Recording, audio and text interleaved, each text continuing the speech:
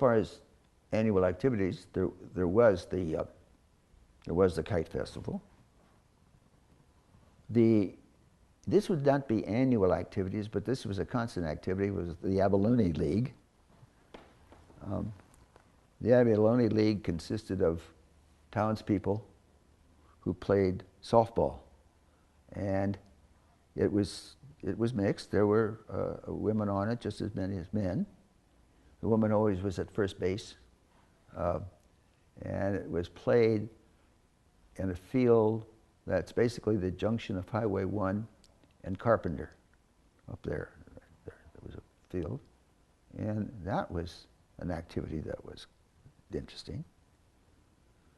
The Bohemians had their abalone fests and all of that, but I know more about that by reading than experiencing.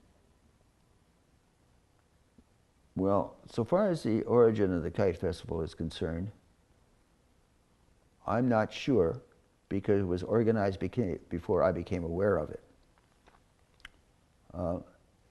But as I say, the Kite Festival was on Hatton Fields, as it was called, a bare piece of property elevated across from the high school.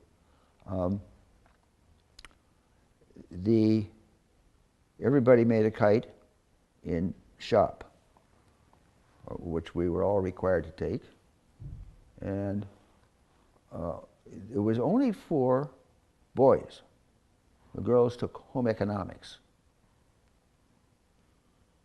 But surprisingly enough, a lot of the kites were by the ladies, young girls, even as old as even in second and third grade. And we had different classes. How high the kite flew, how fast you could get a kite up, and what were the prettiest colors. As I said, I qualified for none of them because I was still running around with the kite dragging behind me.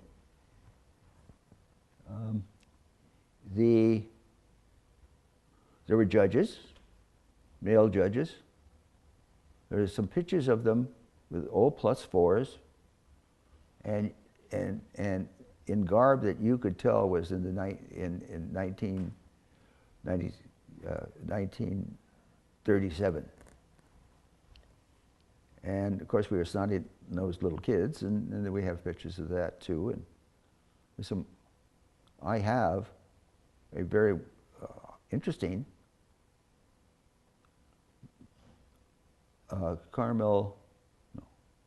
Monterey Herald showing the winners of one of the festivals, showing who the people are, and I'm in it, and it's in the trunk of my car. You will want to see it.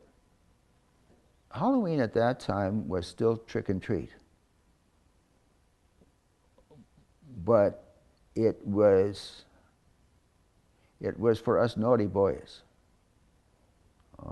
We soaped windows. We turned over garbage cans. We made a hellion. We were hellions, and made hell for the shopkeepers. We rolled pumpkins down Ocean Avenue, and you know, at the top, if you start there, that pumpkin gets real speed, and of course would smash eventually when it hit something. So there was a lot of cleanup to do, and the parents didn't take us around. I'm 12, 13 years old, and a little mean like all the rest of them. So it wasn't a pretty Halloween. Now, so far as Christmas was concerned, as far activities, there may have been, but we were so immersed in our own family and our own Christmas tree and our own electric train that went around the Christmas tree that I wasn't aware of anything else. And I was aware of receiving presents but not giving them.